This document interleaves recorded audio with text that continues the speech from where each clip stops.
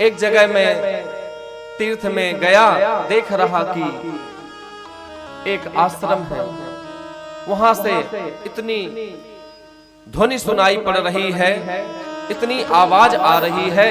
ध्यान से मैंने देखा कि ये किसका आश्रम है, तो लिखा था मौनी आश्रम। अरे जहां मौनी आश्रम है, सब मौन रहते हैं, तो फिर वहां से आवाज क्यों आ रही है। एक जगह थोड़ा और आगे देखा दूसरे बाबा जी के आश्रम में, तो वहां लिखा था ब्रह्मचर्य आश्रम। पर वहीं दृष्टि डाल के मैंने अंदर देखा तो 8-10 बच्चे खेल रहे थे बाबा जी के। तो जब ब्रह्मचारी है तो बच्चे क्यों,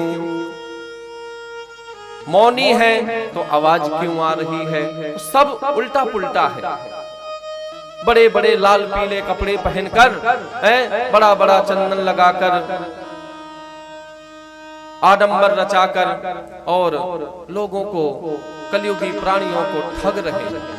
ये मैं नहीं कह रहा, नारद जी कह रहे हैं। किनसे? सनकादिकों से।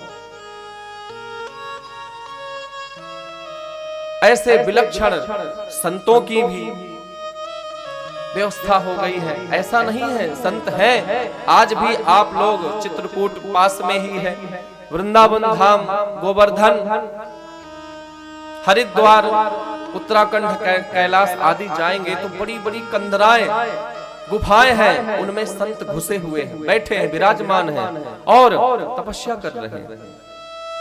वह दिन में तो आपको दिखाई भी नहीं दे सकते, रात में निकलते हैं। हरिद्वार की कुछ कंदराएं हैं, कुछ ऐसी गुफाएं हैं आज भी। और ऐसे ही गोवर्धन में, गोवर्धन के तो भैया ब्रजवासी संत कहना ही क्या है। वह क्या करते हैं कि गिरिराज तलहटी में घुसे हुए हैं, बैठे हैं, और रात में 10 बजे के बाद निकलते हैं, 5 घर जाते हैं। फिक्स है उनके, एक दिन इनके घर में, एक दिन इनके घर में, और एक एक रोटी मांगते हैं। यदि आप 2 दोगे ना तो नहीं लेंगे, 3-4 नहीं लेंगे, एक ही रोटी आपके घर से लेंगे। और एक लकड़ी लिए रहते हैं, और ये जो नारियल का होता है ना, आधा टुकड़ा, टकोरा जो भी आप बोलते हैं, तो वो लिए रहेंगे पानी पीने के लिए।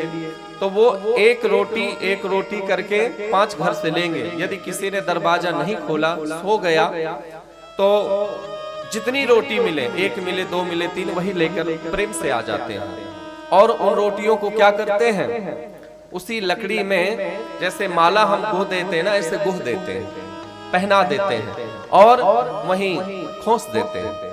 और जब बहुत तीव्र क्षुधा हो जाती है, भूख लगती है, जठराग्नि तेज हो जाती, तो एक रोटी निकालते हैं और उसी टकोरा में पानी डाल के उसी रोटी को तोड़ तोड़ के डाल देते हैं। और जब बहुत भूख लगती है, जब सहनीय नहीं रहता, असहनीय भूख हो जाती है, तब उसी को उंगली से या लकड़ी से घोल करके और पी लेते हैं, और फिर भजन में बैठ जाते हैं। ऐसे संतों के तो दर्शन मात्र से भैया सारे पाप नष्ट हो जाते हैं। पर ऐसे संत हमको मिलते कहाँ हैं। हम तो जहाँ देखे, महाराज जी देखो कितने लाल पीले हट्टे कट्टे हैं, कितने तपस्वी हैं। अरे महाराज जी रोज बादाम का, काजू बादाम का सुंदर शेक मारते हैं, 8-8 केला डाल के एक जग, तब हट्टे कट्टे आ दिखाई दे रहे हैं। हाँ, और हम लोग सोच लेते हैं अरे कितने महाराज जी तपस्वी, 4-4, 10-10 गाड़ियां हैं, अरे महाराज जी कितने तपस्वी हैं। आगे आएगा संत क्या है। संत का पहला लक्षण तितिक्षवः कारुणिकः सुहृदः सर्वदेही नाम।